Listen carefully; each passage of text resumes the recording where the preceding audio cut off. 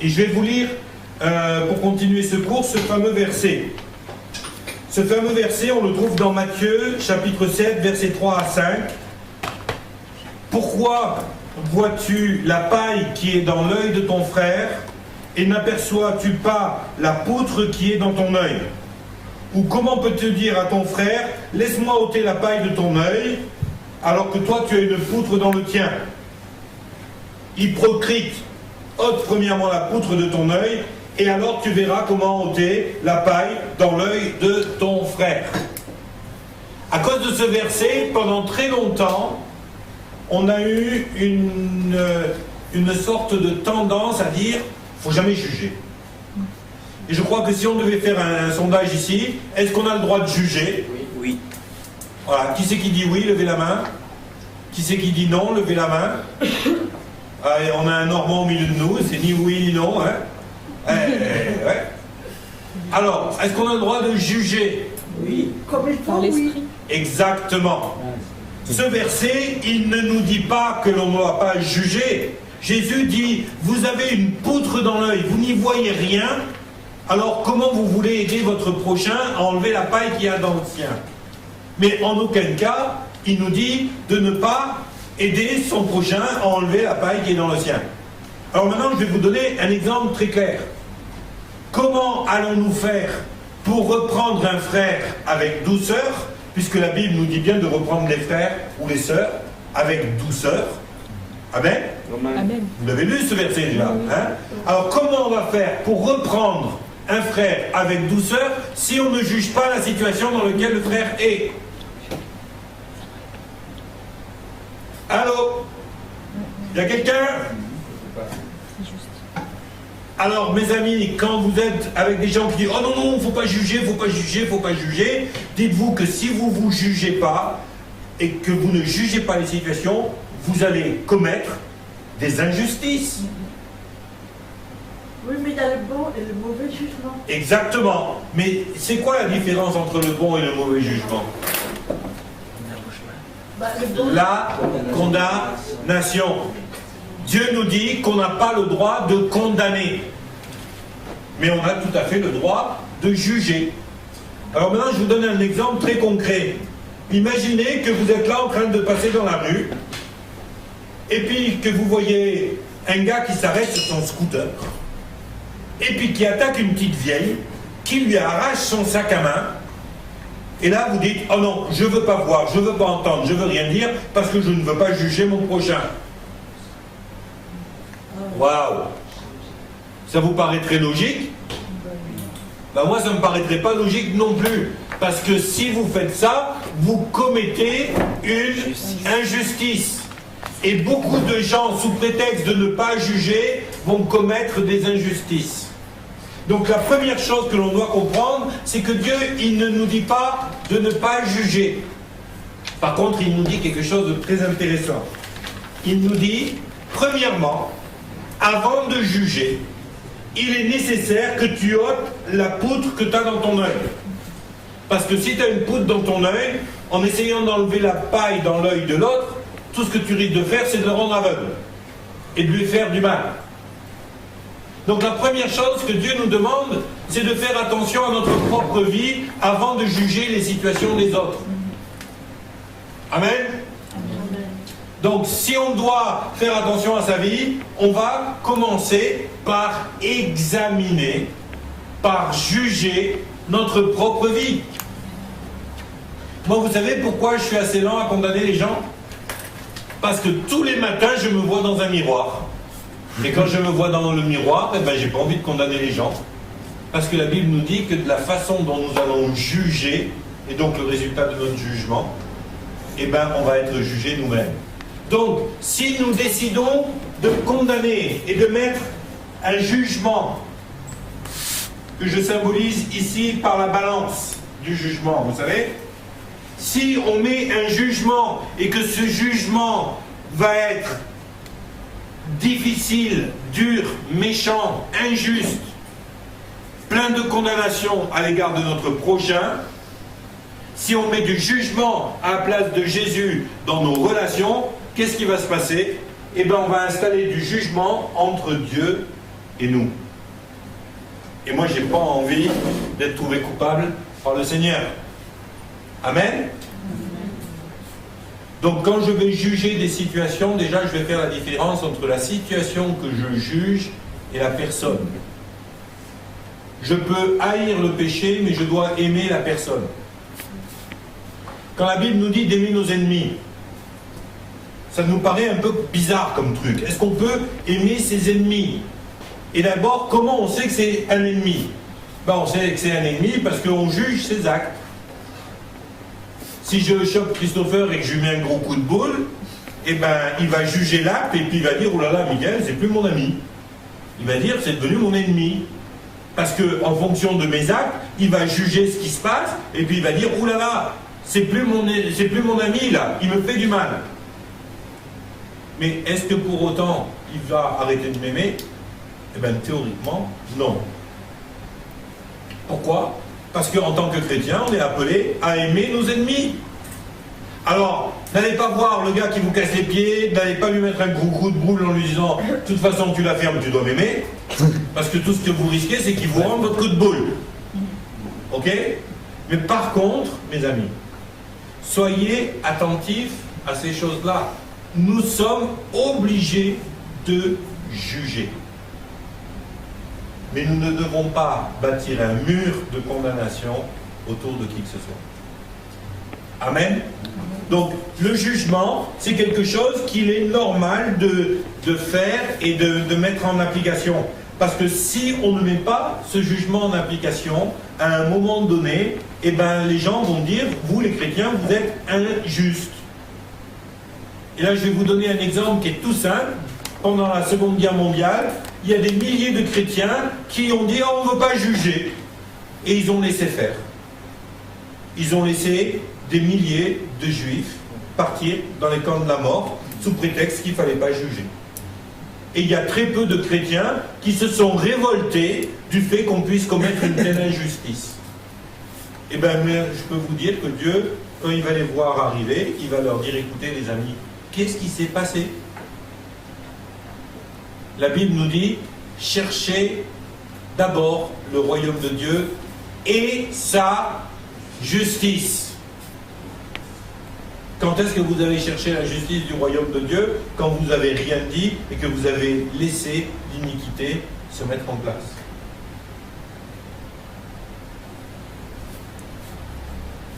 Hello, vous êtes là? Oui.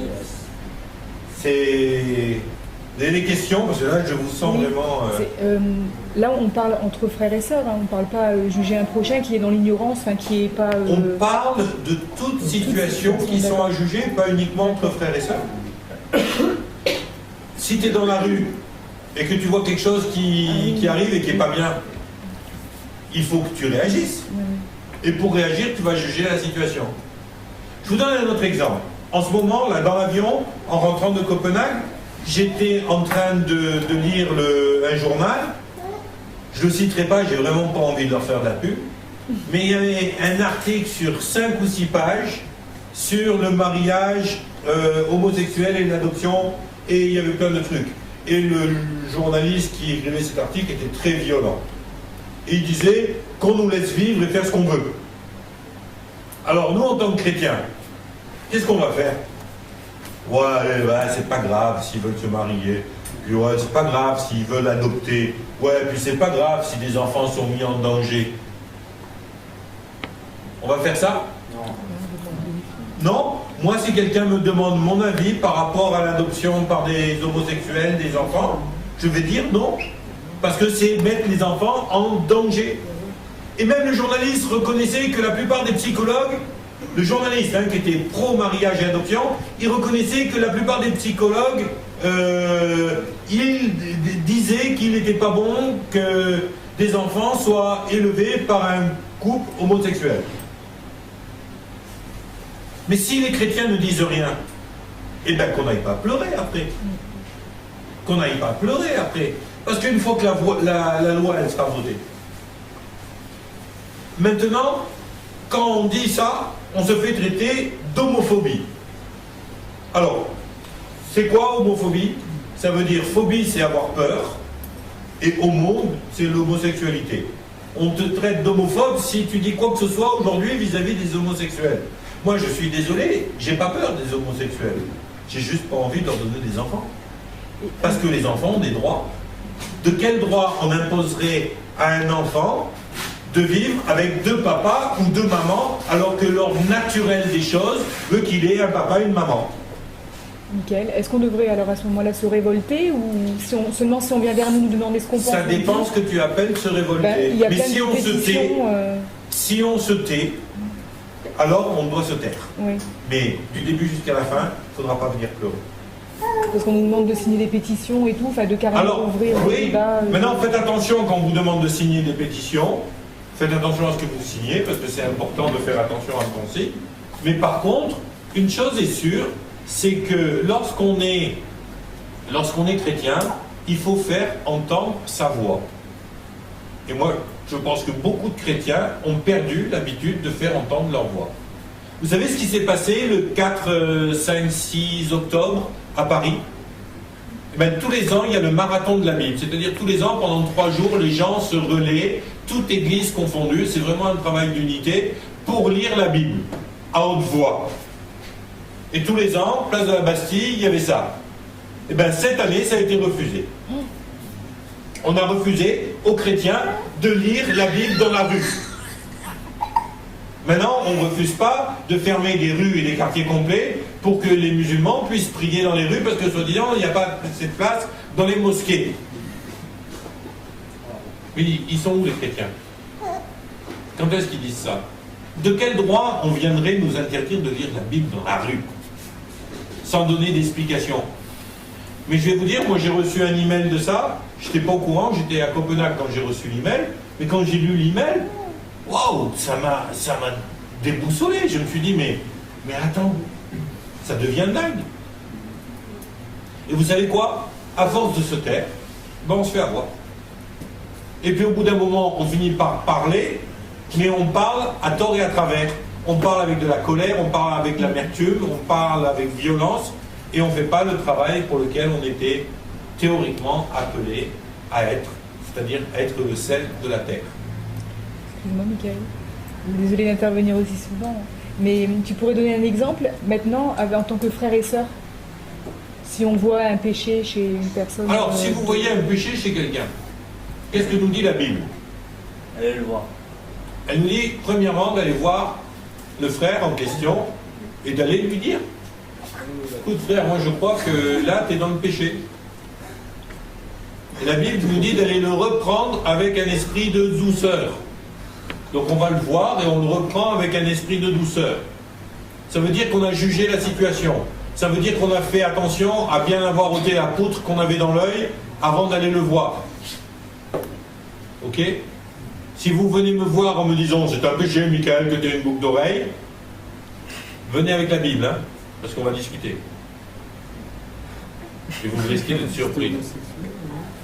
Parce que c'est pas une poutre parfois que les gens ont dans l'œil, hein. C'est un pont complet. Hein. C'est le Golden Gate quoi, dans l'œil. Hein.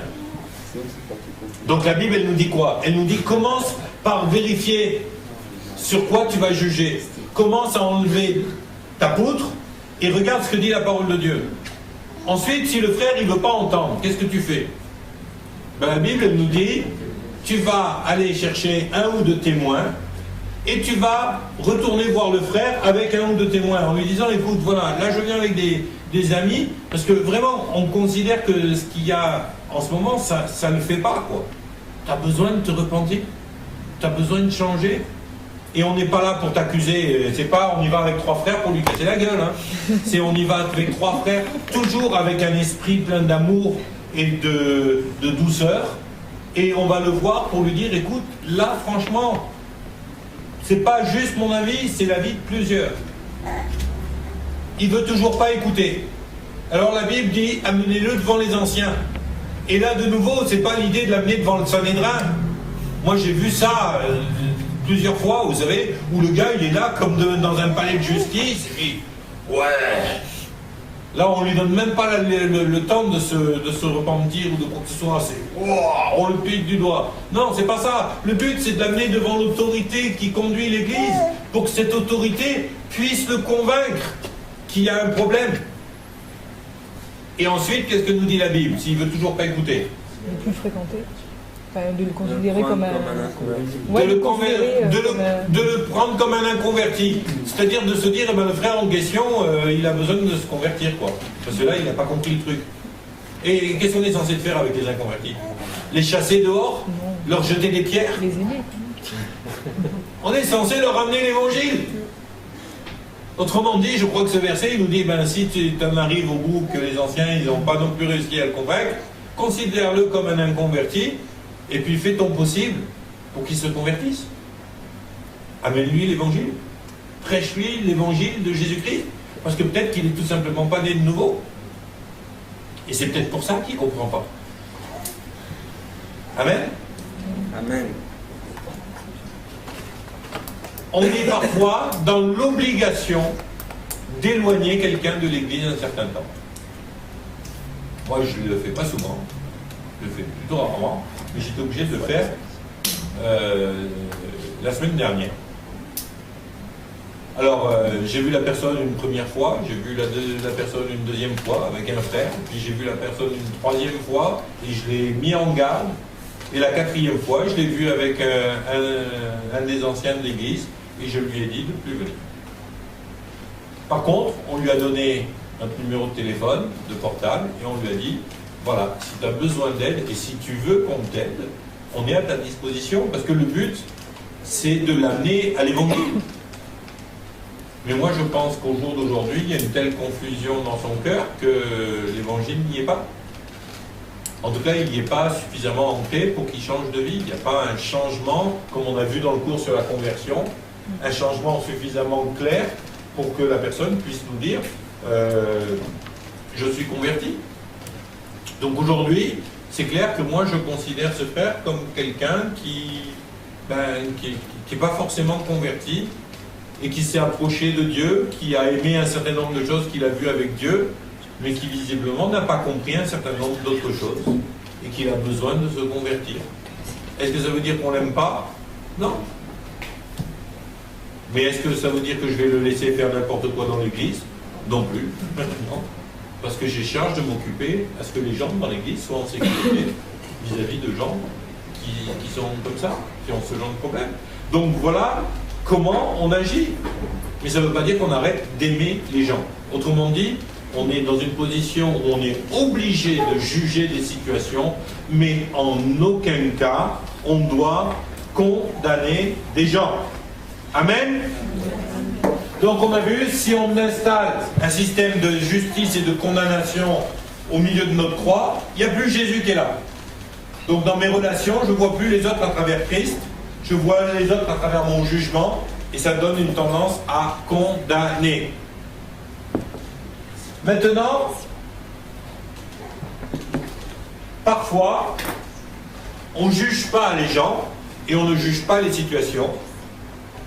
Peut-être simplement parce qu'on considère qu'on n'a pas le droit de juger, mais ce qui ne nous empêche pas de condamner les gens sans les avoir jugés.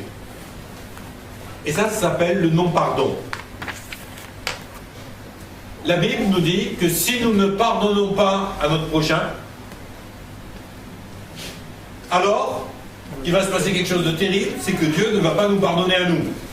Est-ce qu'il y a quelqu'un ici ou sur Internet qui a envie de ne pas être pardonné par Dieu? Ben, pas moi en tout cas.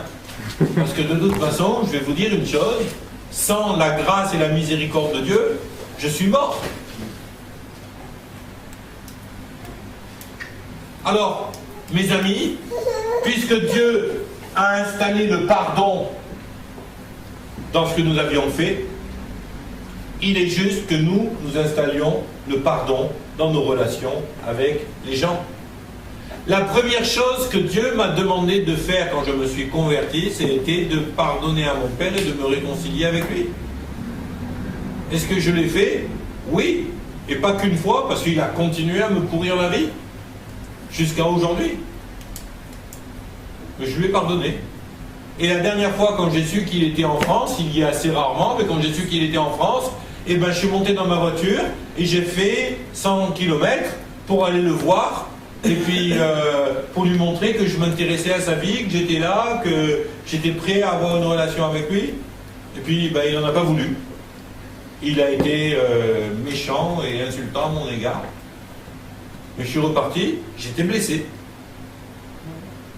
Mais je suis pardonné. Et je vais même dire parfois, mes amis, on est blessé, ça ne veut pas dire qu'on n'a pas pardonné. Et là, on va faire un point par rapport au pardon. Parce que par rapport au pardon, le diable est champion pour faire culpabiliser les chrétiens et pour nous amener à être sous la carpette en permanence. Régulièrement, j'entends des gens dans les entretiens, dans n'importe quel genre de situation. J'ai encore mal, donc ça veut dire que je n'ai pas pardonné. Ok? Hervé, tends ta main s'il te plaît. Ne bouge pas. Hein. Ça chauffe? Ouais. Ça chauffe bien, hein, parce que j'ai tapé fort. Hein. Attends, retends-la, mais de l'autre côté, fais voir. Ah, là, ça chauffe encore mieux. Hein. Ouh là là, je le sens bien. Hein. Tu me pardonnes? Ouais. Sincèrement? Alors, maintenant, tu m'as pardonné sincèrement, je te crois. Est-ce que ça chauffe encore? Oui. Eh oui, moi aussi. Est-ce que la douleur, elle est un peu là? Ouais. Alors, c'est pas grand-chose comme douleur. Mais n'empêche que j'ai encore mal au doigt. Et lui aussi. Je le sais, parce que comme j'ai tapé avec le bout de mes doigts sur le bout de ses doigts, eh ben, c'est la même douleur qu'on ressent, lui et moi. Ok? Tu m'as vraiment pardonné sincèrement? Sincèrement. Ok. Et t'as encore un peu mal? Ça s'estompe. Moi j'ai encore mal. J'ai presque encore mal. Ça c'est comme je suis presque enceinte. Non, ça c'est enfin, ok. Alors, mes amis, ce que je veux dire par là, c'est que la douleur qu'il ressent n'influence pas le pardon qu'il m'a donné. Et le fait d'avoir pardonné ne signifie pas qu'on est guéri. Là, je vous ai montré un exemple concret, mais je vais vous en montrer un encore plus concret, celui de la Bible. Est-ce que Jésus était un hypocrite? Non. Non, on est bien d'accord, Jésus n'était pas un hypocrite. Donc, lorsque Jésus a dit « Père, pardonne-leur, ils ne savent pas ce qu'ils font », c'est qu'il a vraiment pardonné. Il est même allé plus loin que ça. Non seulement il les a pardonnés, mais il a fait plus que ça. Il a demandé à son père de ne pas leur tenir rigueur de ce qu'ils étaient en train de faire. Waouh! C'est terrible, hein? Ça, c'est vraiment du pardon, hein? Est-ce que la souffrance de Jésus s'est arrêtée à ce moment-là? Est-ce que c'est écrit dans la Bible? Et à ce moment-là, Jésus se mit à siffler parce qu'il avait plus mal. Oui, mais le pardon de Dieu. Attends, Cathy, je veux qu'on réponde à cette question. Non. Attends, je veux qu'on réponde à cette question. Est-ce que Jésus a continué à souffrir? Oui. Oui. Et est-ce qu'il avait pardonné vraiment? Oui. Oui. Ce que je veux dire par là, mes amis, c'est que le pardon n'est pas conditionné par le fait que vous arrêtiez de souffrir et que vous êtes guéri. Le pardon, c'est un choix que l'on applique ou que l'on n'applique pas. C'est une position. Très bien. C'est une position. Pourquoi? Parce que, mes amis, lorsque vous pardonnez, vous avez décidé de le faire. Mais parfois, vous avez encore mal. Et moi, je sais qu'il y a des gens à qui j'ai pardonné, mais ça fait toujours mal. Il y a des gens à qui j'ai pardonné et envers qui je témoigne d'affection et de grâce et de miséricorde et tout ça, mais ça fait encore mal. Je vais vous donner un exemple. Il y a quelques années, il y a un serviteur de Dieu que je connais. Il avait dans son équipe des gens qui n'étaient pas toujours très malins. Ces gens ont fait des dettes au nom de l'Église et le serviteur de Dieu, il a pris les dettes sur son dos. Ensuite, il a pardonné à ces gens. N'empêche que pendant des années, il a continué à payer les dettes que ces gens avaient fait. C'est-à-dire que parfois, il y a des circonstances, pardon, pas des circonstances, des conséquences qui continuent à perdurer malgré le fait qu'on ait pardonné. Vous comprenez ce que je veux dire? Si à ce moment-là, vous êtes à l'écoute du Saint-Esprit, eh bien, le Saint-Esprit va vous conduire sur les voies de la guérison. Parce que le but de Dieu, c'est de vous guérir. Qui c'est qui a déjà expérimenté dans son cœur le fait que Jésus est venu le guérir? Amen. Mais une chose est sûre, parfois la guérison, elle se fait pas au moment où vous pardonnez les gens. Et qu'est-ce qui se passe à ce moment-là? Eh bien, il se passe que le diable, régulièrement, il vient vous voir et il dit: ah, fais voir, c'était là la blessure, fais voir, j'appuie. Ah, ça fait mal, hein? Ah, donc t'as pas pardonné. Et si à ce moment-là, vous écoutez son mensonge et que vous l'acceptez, qu'est-ce qui va se passer? Vous allez culpabiliser. Et vous allez vous sentir coupable. Et vous allez dire: oh, j'ai pas pardonné. Mais si j'ai pas pardonné, Dieu ne peut pas me pardonner. Donc je ne suis pas pardonné. Et vous voyez tout ce qui peut découler de ça? Donc je ne peux pas prier pour un tel, parce que Dieu ne peut pas m'exaucer, parce que je refuse de pardonner. Alors qu'en vérité, vous avez pardonné. Vous avez pardonné le jour où j'ai dit: je décide de pardonner. Amen. Donc mes amis, le pardon, c'est un choix. Ça n'a rien à faire avec ce que vous sentez ou ce que vous ne sentez pas. Ça n'a rien à faire avec le fait que vous soyez guéri ou pas. Même si le désir de Dieu, c'est de vous guérir. Mais parfois, eh ben, la guérison, ça va prendre un certain temps parce qu'il va y avoir besoin de temps. Il va falloir que vous rencontriez les bonnes personnes qui vont vous conduire dans la guérison et dans la délivrance parfois. Mais ça n'empêche pas que vous avez pardonné. Par contre, le diable, c'est une de ses armes favorites pour vous faire culpabiliser. Tu n'es pas pardonné. Pourquoi? Parce que tu n'as pas pardonné. Ah ouais, c'est vrai, j'ai pas pardonné, j'ai encore mal. Donc c'est que j'ai pas pardonné. Et là, vous rentrez dans une sorte de spirale infernale de culpabilité. Ok? Donc, vous allez me dire: ouais, mais comment je vais savoir si j'ai sincèrement pardonné? Comment tu vas le savoir? Proclame-le. Proclame-le. Il y a quelques années, il y a quelqu'un qui m'a vraiment pourri l'existence. Mais alors quand je vous dis pourri l'existence, c'était pourri. Le gars, il mentait, il m'a accusé de trucs, il a menti. Tous les trucs qu'il faisait de travers, il disait que c'est moi qui les avais faits. C'était terrible. Vous savez ce qui s'est passé? Un jour, je l'ai vu et j'avais pardonné.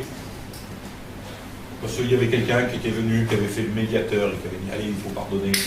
J'ai dit: bon, d'accord, je pardonne. Allez, je pardonne. J'abandonne les poursuites. Je ne veux plus rien savoir. Seigneur, ok, j'abandonne les poursuites. Et quelques mois après, j'ai rencontré sa femme dans une réunion. Et puis sa femme, je lui ai dit: comment ça va? Puis elle me dit: oh, j'ai que des problèmes. En plus, la voiture, elle a cassé. On a 3 petits. Ils avaient 3 enfants. Et puis, on n'a pas l'argent. Et puis, on ne sait pas ce qu'on va faire. Et puis, tout ça. Et la voiture, elle est morte. On vient de foutre 3 000 € dedans. Et puis, on est obligé de la jeter à la poubelle. Parce que de toute façon, il n'y a plus rien à en faire. Elle est trop gros. Et là, j'ai senti dans mon cœur qu'il fallait que je lui donne ma bagnole. Alors, je lui ai donné ma bagnole. Un break Omega. Avec un moteur tout neuf qu'on venait de refaire en Angleterre. Et je lui ai donné la voiture. Et là, j'ai su que j'avais vraiment pardonné. Alors, vous n'avez pas besoin de filer votre bagnole pour dire que vous avez pardonné, c'est pas ça que je veux dire. Mais vous savez qu'est-ce qui se passe? Quand vous avez pardonné, vous êtes de nouveau capable de bénir. Et la première des bénédictions que vous êtes capable de faire, c'est la même que Jésus a fait. Seigneur, ce frère, il a commis une injustice, ou cette sœur, elle a commis une injustice à mon égard, et c'est une injustice. Mais Seigneur, je te demande de ne pas lui faire payer cette injustice. Ne le rends pas responsable de ça. Au contraire, Seigneur, comme Jésus l'a fait, non seulement moi je lui pardonne, mais je te demande, toi, de lui pardonner. J'abandonne les poursuites. Maintenant, mes amis, sachez que pardonner à quelqu'un, ce n'est pas ignorer l'injustice qu'il vous a fait. Quand j'ai frappé les doigts d'Hervé, c'était injuste. Il n'a pas mérité ça. Et vous savez comment on fait pour savoir si c'était juste ou pas?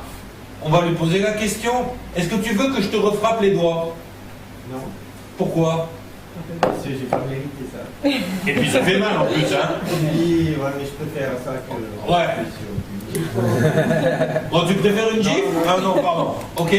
Alors, pourquoi est-ce que les chrétiens, à chaque fois que quelqu'un subit une injustice, se sentent obligés de lui dire « Mais c'est pas grave ». Si, c'est grave. Ça fait mal au doigt. Et il n'avait pas mérité ça. Et mes amis, c'est commettre une injustice à son tour que dire à quelqu'un qui a subi un préjudice grave « Mais c'est pas grave ». Parce que c'est vrai que c'est grave. Allez expliquer au gars à qui on a volé la voiture « Mais c'est pas grave ». Non, ça faisait que 4 ans que je payais le crédit, c'est vrai, c'est pas grave. Hein. Et parfois, en tant que serviteur de Dieu ou en tant que chrétien bien intentionné, bien évangélique, on va voir vers les gens et on leur dit « Mais c'est pas grave ». Et là, on commet une injustice à leur égard. Alors bien sûr, il y a des gens, ils sont un peu soupolés, et puis tous les agacent, ils sont toujours en colère et tout ça. Et parfois, c'est vrai que c'est pas grave, et vous avez besoin de leur dire « Écoute, c'est pas si grave que ça, allez, oh ». Hein? Toujours, je parlais, il y a quelques années, il y avait un serviteur de Dieu, sa fille se faisait opérer, elle avait 2 mois ou 3 mois, elle se faisait opérer à cœur ouvert. Et pendant qu'elle se faisait opérer à cœur ouvert à l'hôpital à la Timone, nous on était tous dans l'église en train de prier, intercéder. Puis il y a une sœur, elle est arrivée, il fallait qu'on arrête tout pour prier pour son chien, parce que son chien avait été pugné par une bagnole. Oh! Il y a des priorités dans la vie, il y a des choses qui sont plus graves que d'autres, et je peux bien le comprendre. Et à un moment donné, parfois, vous êtes obligé de dire aux gens, écoute, là c'est toi qui es susceptible, il n'y a rien de grave. Mais par contre, quand quelqu'un a subi une injustice pour de vrai, n'allez pas lui dire que c'est pas grave, parce que c'est grave. C'est pas vous qui souffrez, c'est lui. Vous n'allez pas voir Hervé en lui disant, oh ouais, tu vas parler, pourquoi t'as dit que t'avais mal? Ça, c'est pas vrai, ça t'a pas fait mal. Vous n'allez pas lui dire ça parce que ce serait un mensonge. Parce que ça a fait mal. Moi, en tout cas, ça m'a chauffé. Bien sûr, ce n'était pas une grande douleur. Je lui ai pas arraché les yeux. Mais une chose est sûre, c'est que ça a chauffé les doigts, ça a fait mal. N'allez pas dire à quelqu'un qui a souffert, c'est pas vrai, t'as pas souffert. Parce que si vous faites ça, vous commettez une injustice. Mais par contre, dites-lui, Dieu veut guérir ta souffrance. Et souvent, ça passe par le pardon. Vous savez, parfois, je vois des gens qui disent « Lorsque Dieu m'aura guéri, je pardonnerai. » Quand j'aurai plus mal, quand j'aurai oublié, quand le temps aura passé, alors là, je pourrai pardonner. Et combien de temps il va falloir que ça passe? Mais le fait est, c'est que quand le temps a passé et que tu as oublié, tu n'as plus rien à pardonner. Tu ne vas pas te tirer une gloire de dire « Ouais, j'ai pardonné. » En vérité, c'est juste que le temps a passé, tu as oublié. Non, le vrai pardon, c'est quand tu n'as pas oublié, mais que tu choisis de faire grâce. Amen? Amen. Et ça c'est le vrai pardon. Le pardon, c'est quoi? Dans l'évangile de Matthieu, à un moment donné, on peut lire chapitre 18, vous aurez tous ces cours, hein, à la fin de la soirée, on les a imprimés, vous allez les avoir. Non, on ne les a pas imprimés. On a imprimé le cours d'avant, c'est pas grave, ça va bien. Vous inquiétez pas. Mais qu'est-ce qui se passe? Il y a quelque chose qui est assez intéressant. Il y a Pierre, toujours mon copain Pierre, là, vous savez, le gars qui est toujours champion pour mettre les pieds dans le plat. Il arrive vers Jésus, et puis il lui dit, j'aime bien, il a dû se la péter ce jour-là, vous savez. Seigneur, combien de fois pardonnerai-je à mon frère lorsque il péchera contre moi? Et là, il ajoute, histoire de mettre une bonne dose, montrer à Jésus que lui, il est vachement spirituel.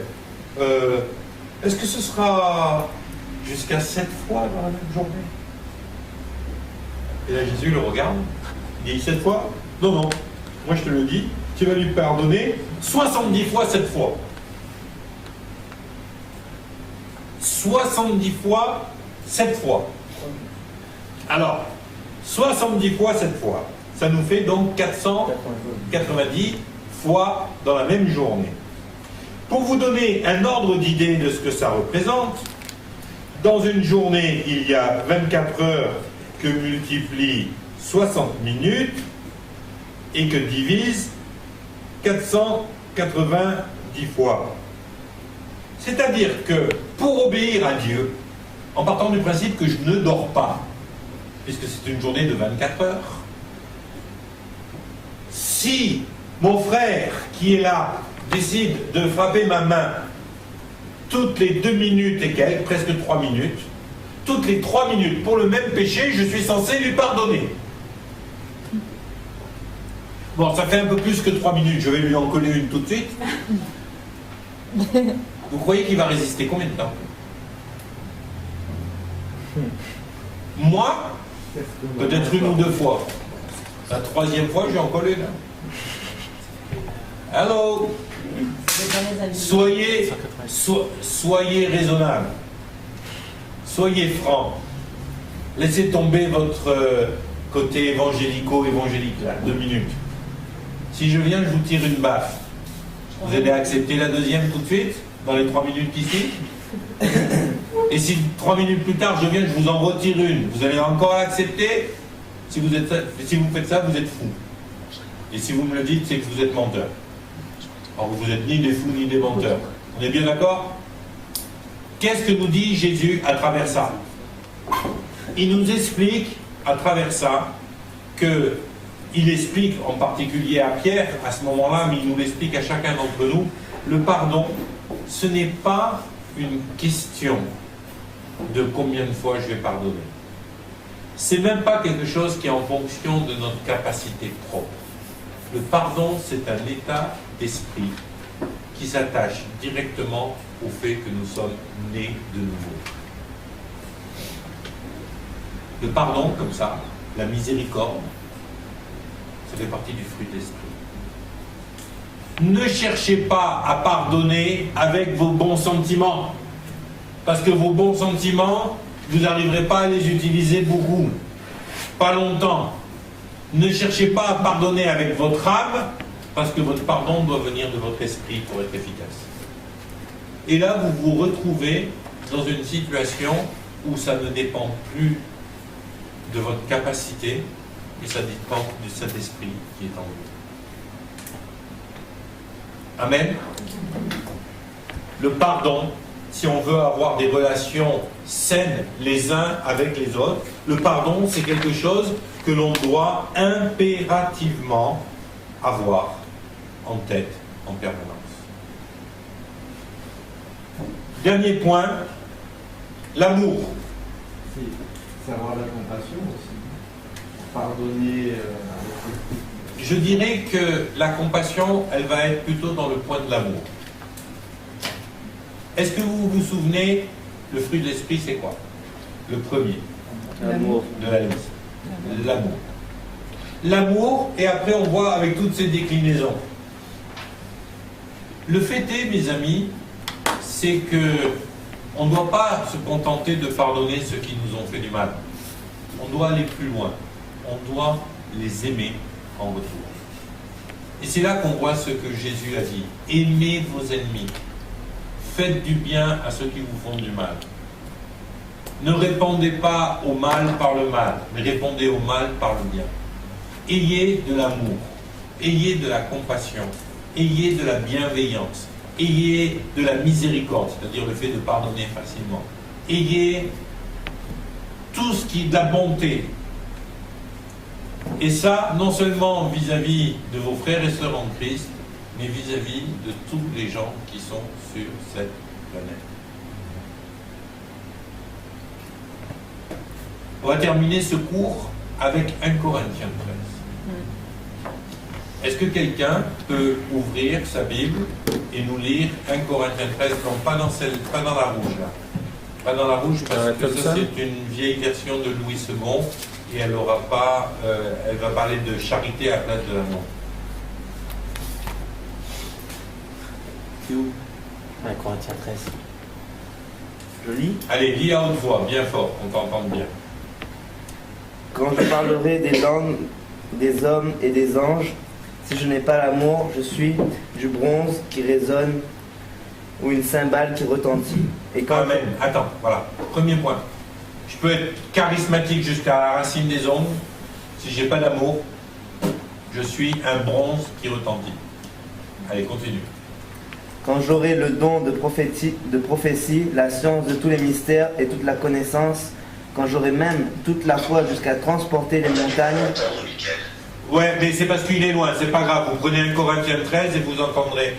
Vous lisez. Parce que là, il est un peu loin, c'est pour ça.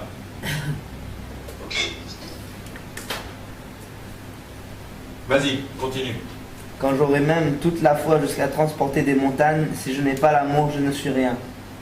Alors, si vous avez la foi pour transporter les montagnes, si vous êtes prêt à tout donner et à tout faire pour l'évangile, mais que vous n'avez pas d'amour, vous n'êtes rien.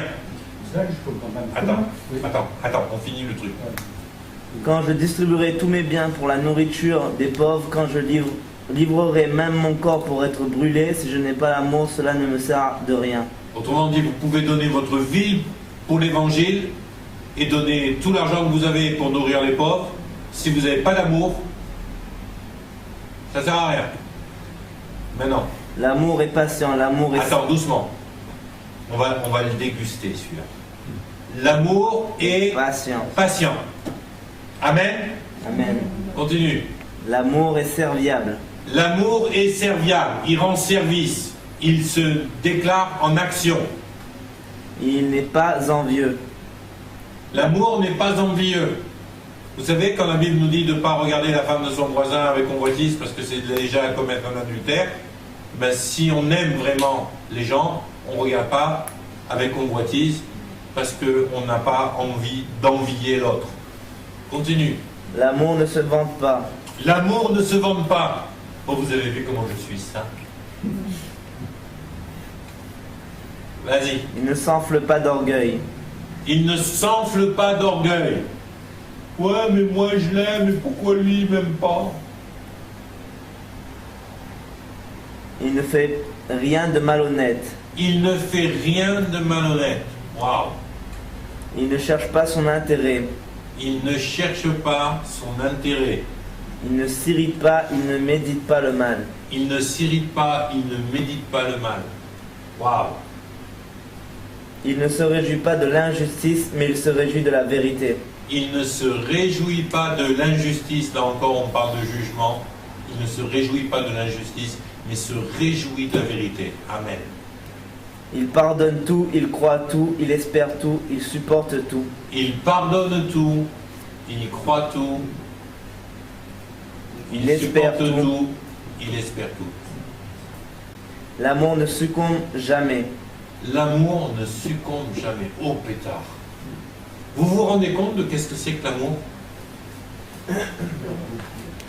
Fini?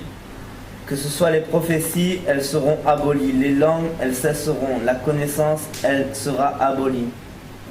Car c'est partiellement que nous connaissons, c'est partiellement que nous prophétisons. Mais quand ce qui est parfait sera venu, ce qui est partiel sera aboli. Amen.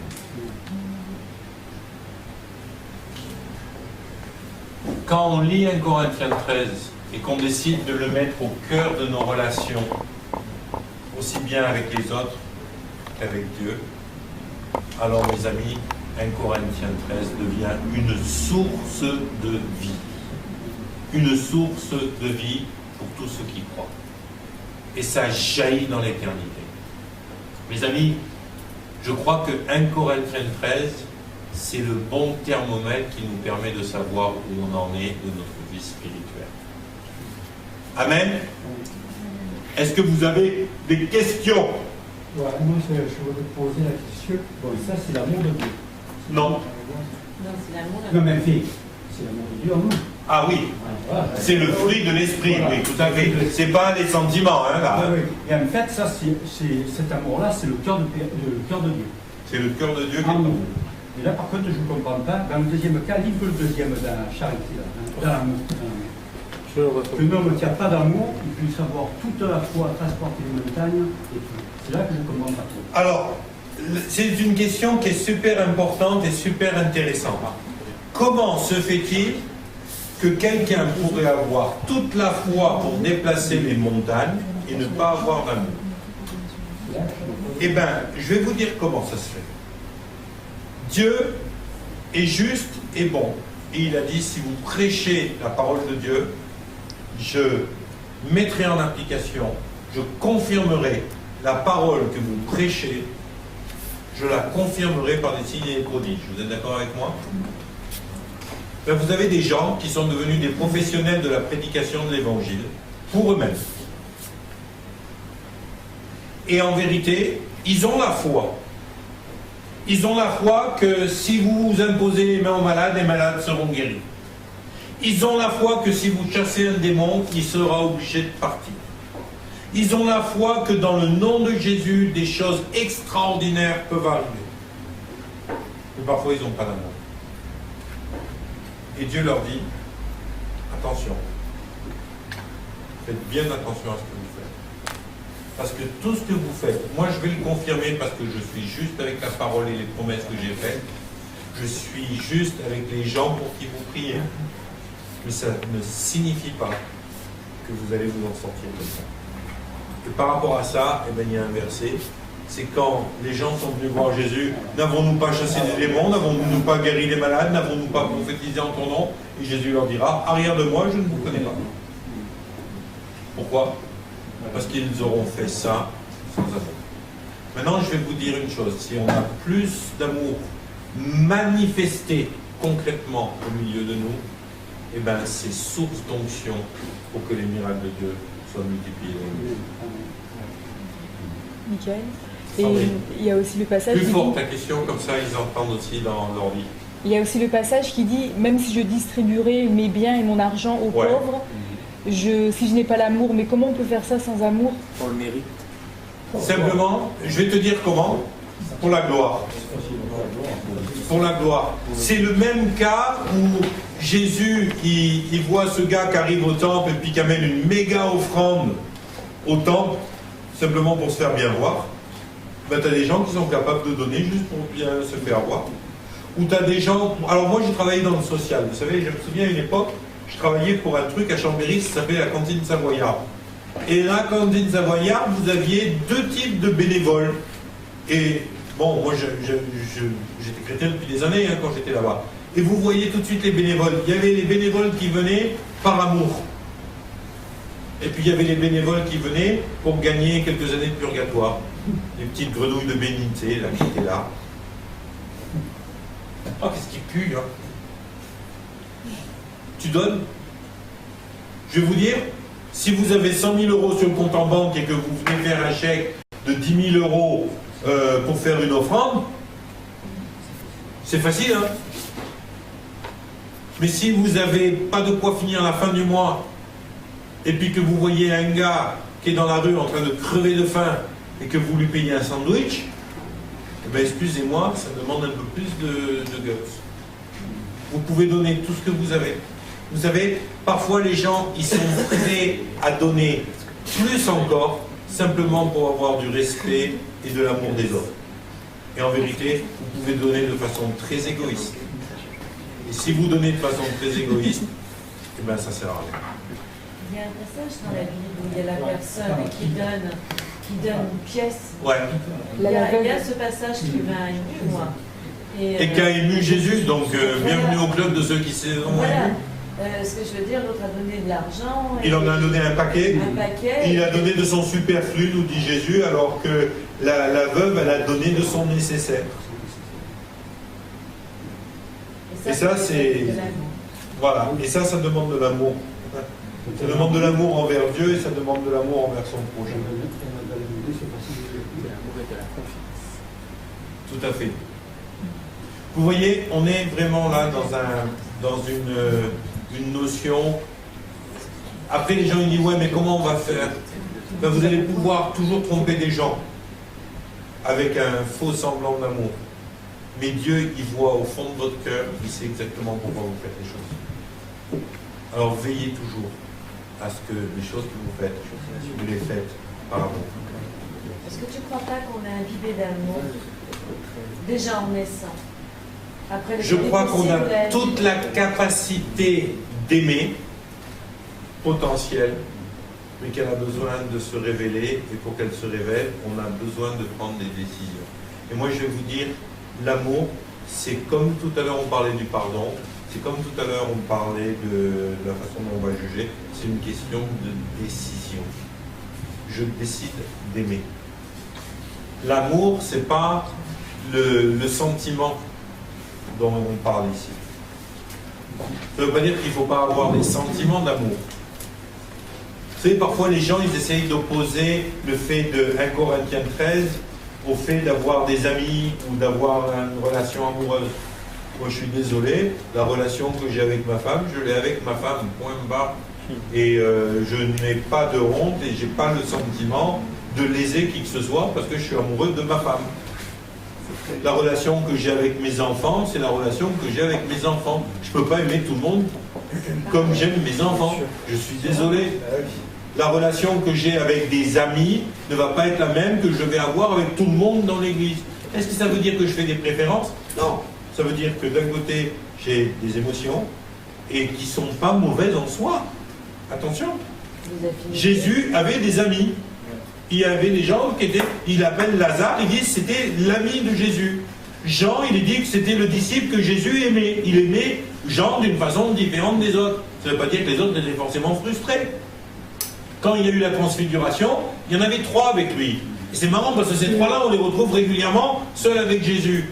Eh ben, je pense que la relation que Jésus avait avec Jean, Pierre et André et Jacques n'était pas la même qu'il avait avec les autres.